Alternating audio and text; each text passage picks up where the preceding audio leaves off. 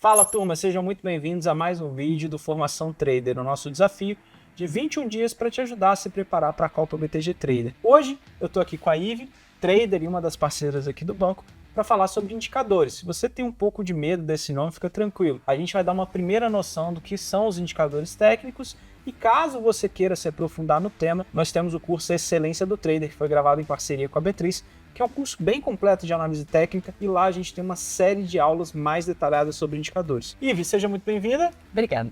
E se você puder falar com o pessoal o que são os indicadores e qual que é a importância dos indicadores para o trader? Então, indicadores de uma forma simples são instrumentos ali que a gente vai usar dentro do gráfico para auxiliar a gente no direcionamento mesmo do mercado, para ver se o mercado está mais consolidado, agressão de players, o volume, volatilidade, tudo que está acontecendo ali, para a gente ter uma informação um pouco mais detalhada de como a gente deveria, né, se posicionar ali no mercado. Exatamente. De certa forma, os indicadores eles auxiliam, né? Eles são como se fosse um GPS do trader, para ele poder ter informações mais objetivas, um jeito de se guiar no mercado, um jeito mais objetivo. Igual ele falou, você pode ver direção da tendência, força da tendência, enfim, de maneira geral tem bastante coisa.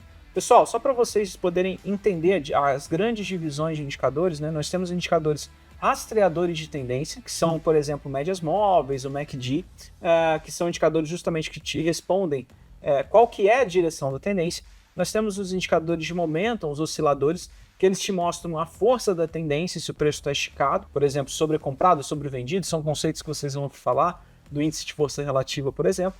E nós temos indicadores de volume, como o OBV, enfim, que eles tentam relacionar a relação do preço com o volume. E aí eu te faço outra pergunta, Ive. O que um trader deve considerar? Eu costumo falar que cada trader tem o seu setup de indicadores, né? Como se fosse as configurações de um carro. Cada trader gosta de um jeito. O que a gente tem que considerar na hora de montar o nosso setup, né? De quais indicadores a gente vai usar? Eu acho que vai muito de questão de adaptação com o indicador, né? Porque no começo, quando a gente entra no mercado, tem diversos indicadores, como o Coxinha mencionou aqui para vocês, e a gente fica um pouco perdido.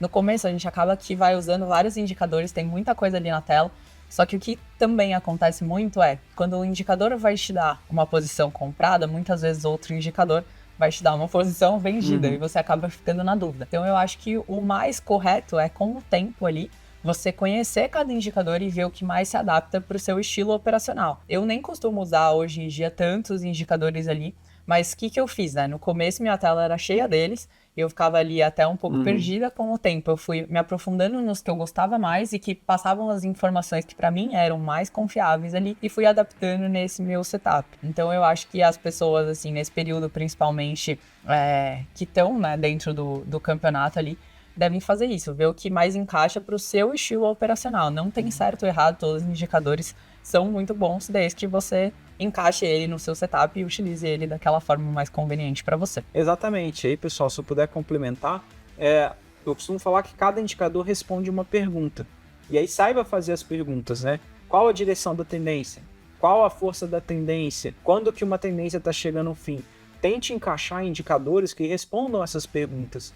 E tomem muito cuidado com as redundâncias, né? Ou seja, às vezes você vai usar indicadores que eles são muito similares, o cálculo é muito similar, o objetivo do indicador é muito similar um ao outro, mas você vai estar acrescentando, na verdade, mais informação para você processar na sua tela e não necessariamente você vai ter um ganho ali muito relevante em relação ao que fazer no mercado. Por exemplo, vocês vão ver mais para frente, né, para quem for fazer o curso da Excelência do Trader, a gente vai falar sobre FR e a gente vai falar sobre estocástico. Às vezes não faz sentido você ter os dois indicadores na mesma tela, porque eles são muito parecidos e eles vão tentar te responder a mesma pergunta, que é sobre a força da tendência e quando que o preço está esticado para um lado ou para o outro.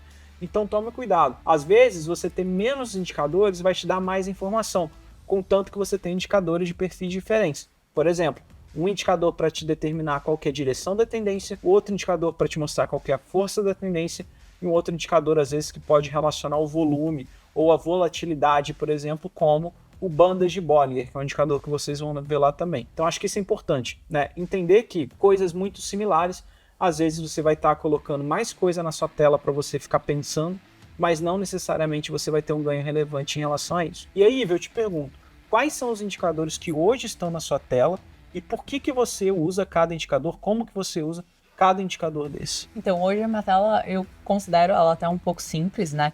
Mas o que eu aconselharia para quem está iniciando principalmente, as médias móveis, que vão mais para aquela parte, né, de direcionamento de tendência.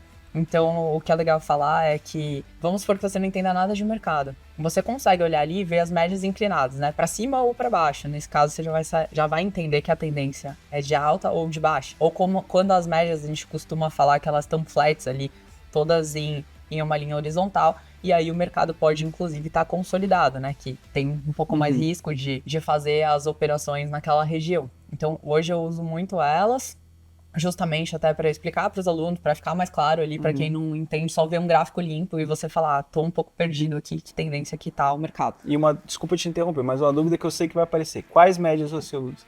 Eu uso 9, 20, 50, todas exponenciais, e aí as 200 eu uso uma exponencial e uma aritmética. Boa, e por quê? Então, essa questão com as 200 é interessante, porque às vezes o preço ele fica entre as médias de 200 exponencial e aritmética. E ali eu considero, tipo, meio que um range de armadilha. Quando o preço está naquela região, se o range é pequeno, ou seja, né, a proximidade do preço ali entre máximas e mínimas é curta, eu não gosto de abrir nenhuma operação ali. Se eu já estou posicionada no trade, aí tranquilo, passar por aquela região, você protege e espera. Mas quando abrir uma posição num range muito curto entre essas médias, eu não abro. E aí tem uma questão diferente também, né? Às vezes, tempos gráficos diferentes, as médias de 200 também vão estar numa região entre o 2 minutos e os 5 minutos. E o range entre elas, nesses dois tempos gráficos, também faz a mesma zona de armadilha ali. Boa, e você usa alguns outros indicadores, além das médias móveis ou não? Uso o IFR, que você já havia comentado, né? Que, na verdade, o IFR vai ser muito para me mostrar... O Coxinha já tinha falado sobre a sobrecompra e sobrevenda, né? Se ele chegar em algum alvo de FIBO, que já explico na parte do FIBO ali, e estiver dando alguma divergência, se esse alvo for relevante, essa posição do preço for relevante, ele estiver dando uma divergência, geralmente eu vou entrar numa operação contra a tendência que vai estar acontecendo naquele momento. O IFR, então, seria ali para ver regiões em que você acha que o preço esticou demais e aquela tendência está perdendo força. Isso, perdeu força e, teoricamente, entraria numa breve correção. Mesmo que fosse uma breve correção, antes de falar de reversão, uma breve correção do preço ali. E tem mais indicadores ou não? Tem o volume profile, que aí eu uso mais para ver as regiões ali que tem maior negociação, né, de preço, justamente em pontos de consolidação, ou até para posicionar stop, né? Geralmente, se tem um pico do volume profile, eu vou colocar o stop abaixo daquela região de pico ali. E aí fechou. E aí fechou. É basicamente isso. Boa, então é legal. E assim, você sente que o que você sente que os indicadores te auxiliam, assim? Você sente que eles te facilitam, você acaba pensando menos por causa dos indicadores? Você acaba tendo que se preocupar com menos coisa por causa dos indicadores? Te faz ficar mais objetivo, assim? Por que você escolheu esses indicadores no fim das contas? Na verdade, assim, é uma forma mais clara de você... Uma confiança maior na hora que você vai abrir a operação, né? Porque as regiões de interesse a gente meio que já tem ali pelo um contexto mais macro de mercado.